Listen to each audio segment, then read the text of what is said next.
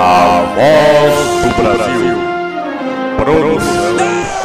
Ainda tem o Reino Movimento Rádio Show na Boas Novas.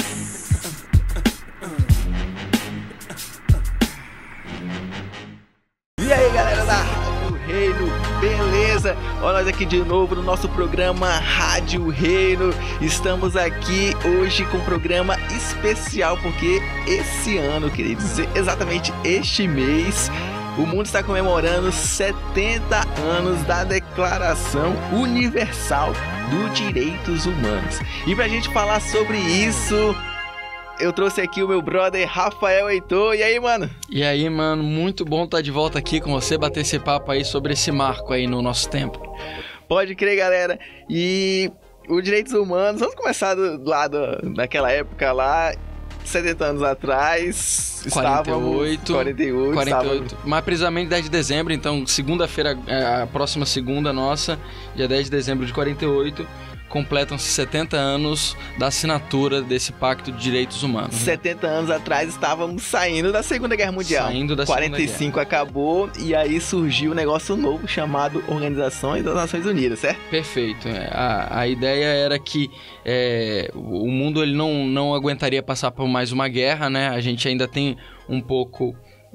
um vestígio pós disso na Guerra Fria, mas só que isso vem justamente como uma resposta de todas as duas grandes guerras que a gente teve atrás, para que garantisse alguns direitos, independente de onde aquela pessoa nascesse, vivesse, basicamente. E aí, cabeçado lá pela a esposa do Roosevelt, né, se não me engano, do presidente dos Estados Unidos, ela vai e toma a frente dessa comissão, né? Uma comissão vai escrever os direitos humanos, né? E nessa época a ONU era formada por 58 países, né? Tava começando. Tava iniciando esse pacto entre esses países membros da organização, né? Logo depois da guerra eles começaram a escrever, mas em 48 especificamente, né? 70 anos atrás, Perfeito. Foi quando assinou. Lá em Paris. Com 58, alguns se abstiveram, a gente pode comentar um pouco sobre isso também. Pois é, mas quem se absteu? Alguns países meio complicados, né? Então, a gente sabe que pós isso a gente entrou no período de Guerra Fria, que foi basicamente uma guerra sem um confronto de combate em campo. Você teve algumas ações aqui e ali entre a União Soviética e os Estados Unidos, então basicamente são países que se alinhavam com a União Soviética. Então a gente tem aí a Ucrânia, Tchecoslováquia, Polônia... Perfeito, essa galera que tava aí junto aí, separando... Eles também não recusaram, não foram contra. Mas preferiram não votar, né? Porque a máxima do direitos humanos é que todos os seres humanos nascem livres e iguais em dignidade e direitos. Então, a gente sabe que isso não era muito completo nesses países socialistas. Inclusive, lá rolava um tal de Gulag, né? Exatamente. O famoso Gulag. E que foi acabar, acho que o último foi acabar em 58. A gente tá em 48, ou seja... E isso se a gente fala de União Soviética, né? Alguns ainda dizem que na Coreia do Norte, por exemplo, esses campos duram até hoje. Até hoje, é verdade. Então, quando você vê essas ditaduras, vocês veem que elas não compactuam, por mais que elas possam... A gente vai comentar sobre isso, essa complexidade da ONU mais pra frente, mas a gente vê que eles não conseguem cumprir aquilo que foi escrito lá em 48, né? O Gulag era estilo campo de concentração, né? Perfeito. O cara perdia a liberdade, era obrigado a trabalhar. A trabalhar, exatamente. E foi, infelizmente, muita gente morreu, né? Sim, e é pouco retratado, né? A gente tem um marco muito grande do antissemitismo no que diz respeito ao nazismo, mas só que dentro do socialismo, do comunismo, a gente não vê essa ênfase todo no que diz respeito a estudo, livros, até quando a gente entra na arte. A gente não vê muitos filmes falando sobre a União Soviética. E quando tem, são filmes que não são classe A, né? Que a gente vê em Hollywood produzido. Então, por isso que poucas pessoas sabem até o que é Gulag, como você comentou, mas entendam como esse campo de concentração sem a ideia do antissemitismo, né? Ali era bem inclusivo, todo mundo tava dentro do campo de concentração, não era só judeu, não. Não, era terrível que tu pegava um físico lascado, um gênio, Sim, e botava ele pra cavar buraco, né, velho? Caraca, era muito mal aproveitado, tudo em prol da nação socialista, né? E do bem comum. Pode crer. Então essa galera se abstém, mas mesmo assim é aprovado. E assim a gente começa, digamos assim, ter uma comissão na ONU. Tá preocupado em garantir, proteger, tentar garantir de alguma forma. A gente sabe que a ONU é uma organização mundial, mas na medida do possível ela não tem, e isso foi mudando com o tempo, mas ela não tem a interferência que ela necessita dentro dos países. Ela faz algumas sanções, algumas notas de repúdio, recusas, votos contra. Algumas coisas a gente consegue ver acontecendo no que diz respeito às sanções econômicas, que é quando o impacto é maior, mas ela trabalha para tentar mostrar o que tem acontecido nos países, isso em teoria, obviamente, né?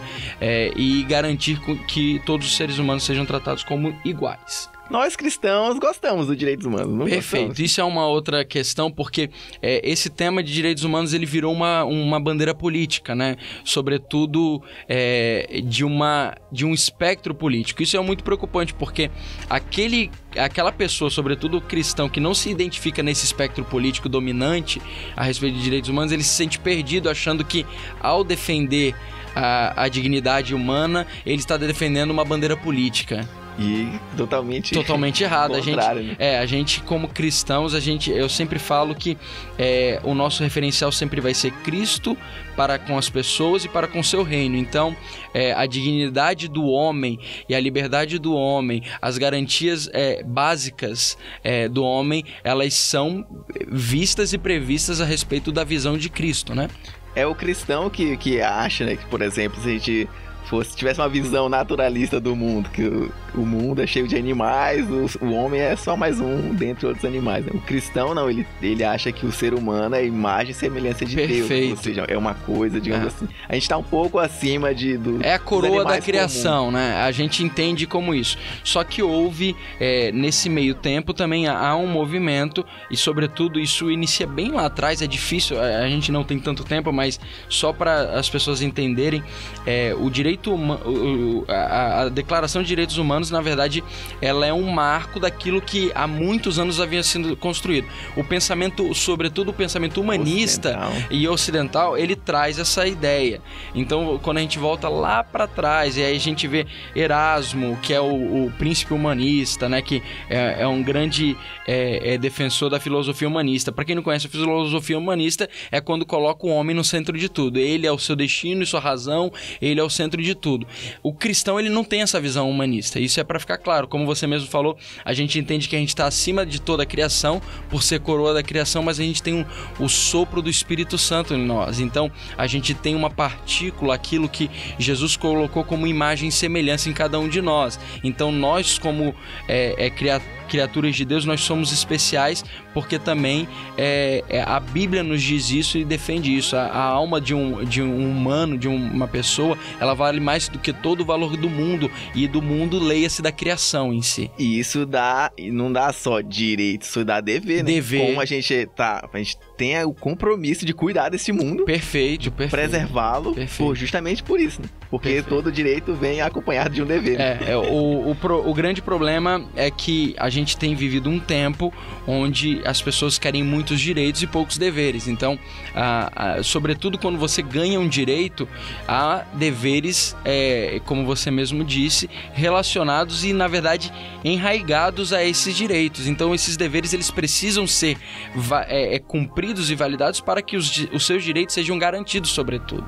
E outra coisa que o cristão gosta dos direitos humanos é porque um dos tópicos lá é liberdade de religião, né? Perfeito. Você tem liberdade de crença. E isso foi justamente luta nossa, né? Principalmente do cristão reformado, né? Porque, cara, deixa livre, porque eu quero crer do meu jeito, eu quero crer. Então creia no que você quiser, que eu quero crer no que eu quiser. E quando os a gente protestantes puxaram essa bandeira pro mundo. Isso. E quando a gente vem pro Brasil, aí você há muito levantar-se de bandeiras, no caso, o Estado é laico. Isso, sobretudo, foi uma briga evangélica, reformada. Foi um cristão que conquistou isso. Exatamente. O Estado ser laico é uma conquista do cristão. Perfeito. Então, se você gosta do seu Estado laico, agradeça ao evangélico mais próximo de você. Pode crer. Tá, beleza, então, coisa linda, ninguém pode nascer escravo nos direitos humanos. É por isso que... Tem um monte de coisa bonita, linda, você lembrar de escolha, todos os seres humanos têm valor, independente de sexo, né, de ser homem ou ser mulher, os direitos humanos igualam, né, o homem e a mulher. Sim. E tá, beleza, isso é tudo lindo, maravilhoso. Isso é tudo que tá no papel, né? Tudo que tá no papel. Agora, por que quando a gente fala em direitos humanos, a maioria do brasileiro fica puto? E solta aquela expressão direito dos manos, direito né? Que direito é dos manos? Então, há algo que foi... Como a gente estava comentando, essa bandeira que é real e correta, ela foi sendo cooptada como uma bandeira política, né? E aquilo que era algo que é como se você fosse falar assim, olha, a caixinha do amor, ela é só minha, então quem não concorda comigo é contra o amor, e isso faz com que as pessoas se afastem. Então, quando você fala de direitos dos homens, dos humanos, então, se você fala que é contra, as pessoas imediatamente já ficam preocupadas. Por isso que é bom ter essa bandeira, né? Eu sou dos direitos humanos. Se você discorda de mim, você está discordando da humanidade. Da humanidade, você quer escravos, você quer morte. Se eu tivesse um partido, eu ia querer estar do lado. Com certeza. Tá com essa bandeira aí. E aí, como ela foi cooptada, a gente começa a ver essa bandeira dos direitos humanos começar a se caminhar para uma bandeira política e, sobretudo, de guia político, né? Porque, como a gente acabou de falar, ela é uma bandeira nobre. Ninguém tem como falar contra, ninguém tem dúvida sobre isso. Mas você pode usar uma bandeira nobre para fins escusos, e é isso que acontece. Então a gente começa a ver justamente os complicadores dentro dessa pasta, sobretudo dentro da ONU mesmo. Então eu vou tentar citar algumas coisas aqui que acontecem na ONU, para vocês verem que não faz muito sentido com o que está no papel. Quando as coisas vão para a prática, as coisas não fazem sentido. Por exemplo, as ditaduras cubanas, chinesas, da Arábia Saudita, elas participam do Conselho de Direitos Humanos da ONU. Então a gente acabou de falar que o homem ele tem que lá ser livre, né? E a gente está falando de ditadura. Ditadura é supressão de liberdade. Então, algo está contra aqui, né? A gente tem outras coisinhas também. A gente tem... Tipo, por exemplo, um monte de países islâmicos, ditaduras islâmicas, onde... Como é tratada a mulher nesse mundo? Não, se vocês se lembrarem, se eu não me engano, foi no ano passado, as pessoas estavam comemorando que na Arábia Saudita as mulheres poderiam tirar a habilitação. A gente tá falando de 2017. A gente tá falando de 2017. Mulheres que podem dirigir agora. Elas podem tirar a habilitação. E ainda assim, é aquela questão de pode, mas o ambiente não deixa que isso aconteça. Então, poucas pessoas ainda têm acesso, porque não é simplesmente você falar assim, agora pode, mas eu vou colocar todas as barreiras necessárias para vocês não irem. Então, isso ainda acontece. A gente está falando de coisas que não se realizam na prática, e mais, elas são utilizadas como ferramentas para a conquista de poder, porque a grande briga política, quando ela é cooptada pela política, ela é sobretudo uma arma de poder. Então, como a gente falou, ela é uma bandeira muito nobre, mas ela é uma arma de poder também, porque as pessoas, aquela pessoa que não quer, assim, que não pode, não tem tempo de se aprofundar no assunto, ela nunca vai ser contra os direitos humanos, ela nunca vai ser contra a ONU, mas a ONU também, ela foi a favor, por exemplo, e ela é a favor do aborto. Então, se a gente fala que as pessoas elas nascem livres, elas têm que ter primeiro o direito de nascer. Primeiro nascer, pelo amor de Deus. Porque se a gente não pode conceber a ideia que eu defendo o direito somente depois de sair da barriga da mãe. E ela lançou sanções, por exemplo, quando o Peru quis ser contra a prática do aborto. E isso aconteceu na Comissão de Direitos Humanos da ONU. Então, são coisas que não faz sentido, são coisas que não encaixam. A gente vê, por exemplo, o grande líder da ONU, ele é de um partido socialista português, ele é conhecido, né, deixa eu procurar aqui o nome dele, Antônio Guterres. Ele tem um histórico de serviço na causa revolucionária, foi membro do Partido Socialista Português desde a sua fundação lá em 73, então ele demonstra e ele leva toda a sua bandeira política para a implementação dentro da casa. Por isso que aquilo que é teoria, aquilo que é escrito, ele não se realiza em muitos lugares. A gente vê, por exemplo, se você for pensar, o país que tem mais sanções da ONU, aí você vai pensar, é uma ditadura. É Cuba, Coreia do Norte. Deve ser algum lugar muito tenebroso, né, de se viver. Aí você pensa, poxa, é a única democracia no Oriente. É quem? Israel. Israel é o que mais recebe sanções. E nós somos um povo que a Bíblia nos orienta sempre a orar por Israel. Então a gente precisa se atentar muito quando aquela bandeira que é nobre, ela é usada de forma escusa para angariar poder político, angariar poder econômico, que seja. E isso também hoje tem acontecido. A gente está falando obviamente de direitos humanos, mas é a mesma coisa quando um líder religioso pega a Bíblia e usa a Bíblia, que é um instrumento nobre de doutrina a respeito de Cristo e de quem Cristo é nas nossas vidas, e direciona para um povo tentando cooptá-lo, tentando guiá-lo para o seu bel prazer. Então, a gente obviamente não pode jogar tudo fora. A gente é igual aquela máxima, né? Você não joga o bebê com a água suja. Então você tenta limpar e mostrar a luz naquilo, né? Então o que a gente está fazendo aqui na rádio hoje é justamente iluminando o que é esse direitos humanos. Então por isso que, principalmente aqui no Brasil, há uma marca de direitos dos humanos, sobretudo no que diz respeito ao direito do bandido e não da vítima. Então, quando a gente vai já na nossa realidade brasileira, a gente vê que as garantias e as salvaguardas estão muito mais para o lado daquele que comete uma ilegalidade do que para aquela vítima, aquela família que é vítima de alguma espécie de crime. Então, esse é a complexidade de quando a gente tira algo do teórico e vai para o prático. Então, por isso que a boa doutrina, aquela boa e sã doutrina, é aquela que a prática contempla a teoria é aplicada na prática. No Brasil também, quem abraçou essa parada dos direitos humanos foi nos anos 80, né? O país vivia um estado meio de exceção, né? Sim. Com os militares e tal. Regime militar. Então a gente tem em 80 e nos anos 80 a redemocratização, como é chamado, né? E nessa redemocratização, um grupo político específico abraçou, né? Que foi o PT e a esquerda em geral, né? Sim, eles pegaram esse rótulo para eles, né? Nós queremos só defender o ser humano, nós queremos mais direitos humanos. Porque é uma bandeira, é aquilo que a gente falou, por ser uma bandeira que ninguém quer se levantar contra, ninguém quer ser taxado de uma pessoa intolerante, uma pessoa que é a favor de coisas horríveis para com a humanidade. Você pega uma bandeira nobre e você guia toda uma população. Isso aconteceu semelhantemente no Brasil, o Partido Democrata lá nos Estados Unidos. Eles começaram a cooptar essas bandeiras, sobretudo sociais também, para que o povo chegasse junto a eles.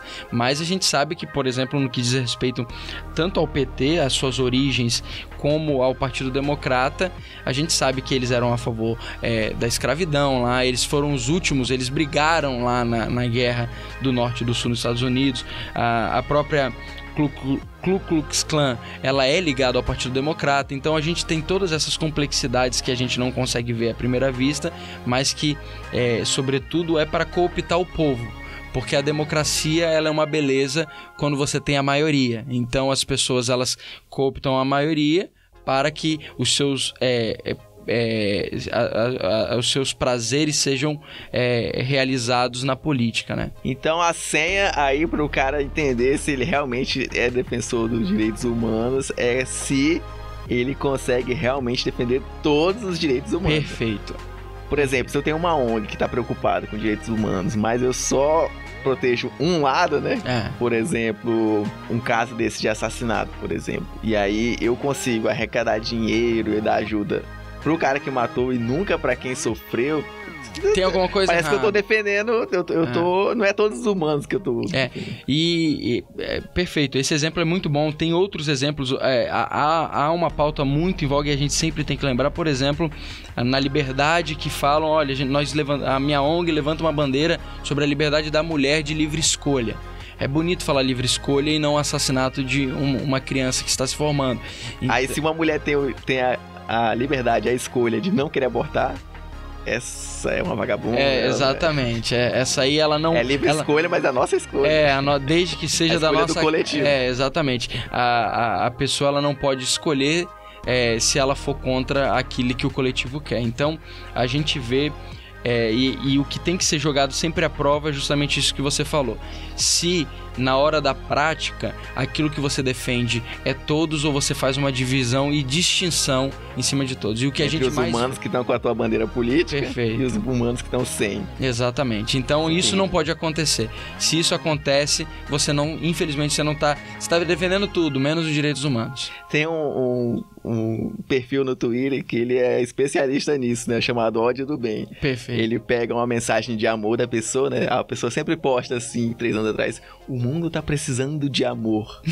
Aí no outro, um mês depois, ele fala: mata esse desgraçado porque ele não concorda com a minha opinião política. Perfeito. Tipo, uai? E o ser humano, o que é mais engraçado é que o ser humano, normalmente, quando ele não é confrontado nesse nível, ele não percebe a sua incoerência. Nós somos, em vários aspectos, incoerentes na nossa vida. Mas aquilo que a gente defende, sobretudo, tem que ter uma coerência, né? Ela tem que ser ligada de uma ponta a outra, senão tem alguma coisa quebrada. Então é isso aí, galera. Estamos terminando mais um episódio aqui na nossa Rádio Reino. Cara, você já se inscreveu no canal? Já deu like aí no vídeo? Dá like, ajuda a divulgar, compartilhe no seu status, compartilhe nas outras redes sociais. Nós temos Rádio Reino no Insta, nós temos Rádio Reino no Twitter, nós temos Rádio Reino no Facebook. Então, onde você estiver, estamos por lá. Ajude a gente a divulgar. E dê uma olhada nas nossas playlists aqui. Nós temos Music Session, nós temos várias entrevistas aí acumuladas no nosso canal. Aproveita lá, curte. E o Rafael do podcast do Antigo ao Novo. Do Antigo ao Novo, tamo aí. A gente tá meio parado ultimamente, que o tempo não tá deixando. A gente tem alguns projetos paralelos. Mas a gente promete voltar com tudo aí pro fim do ano, do início aí do ano que vem. A gente tem alguns projetos bacanas pra fazer, espalhar a cultura do reino de Deus, né? E é isso aí, então. Falou, galera. Muito obrigado pela audiência e até mais.